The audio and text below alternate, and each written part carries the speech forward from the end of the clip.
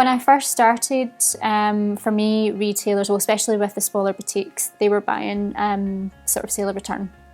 Now I've seen a bit of a shift now, which is great for me, because when you are dealing with the sort of, especially with smaller retailers, if they're making or placing an order, then obviously it's difficult for me to sort of, I need to get that stock made up, I need to buy that fabric, whereas some of the retailers which I've recently just got, they paid, you know, up front, or they'll pay 50%. And I think it's about being confident with that as well. When I first started, I was quite shy about asking, oh, can you pay 30% up front, or can you pay 50% up front? But now I'm like, no, this is our terms and conditions, you know, this is what we do. I guess it sort of depends on the retailer as well. If it's a bigger retailer, then yeah, we'll be a wee bit more accommodating with them. But usually, if you just kind of state that that's in your terms, then most of them are, you know, are okay about it. I try not to do sale or return as much as I used to. You know, just because obviously it's the risk is all on me. Whereas I think it's better if it can be sort of 50-50. So what I try to do is I try to have my buyers buy within a certain time period. So I say to sort of my independent boutiques, if they can get their orders in for a certain time. So it means if I am dealing with a larger retailer as well, I can do the both orders at the one time.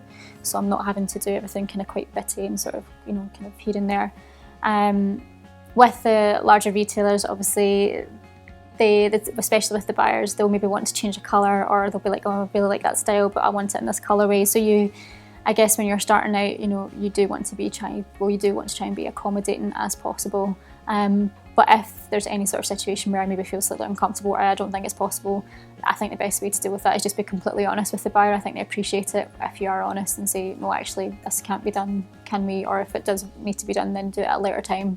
I think just, again, with not only just the manufacturers but the retailers as well, just be completely honest with what you can and can't do. Don't say that you can achieve, you know, X amount of volume of stock if you actually can't, because when it comes to sort of the next season of buying, they won't trust you, or they lose faith in your ability. So again, it's just about being honest with both retailers.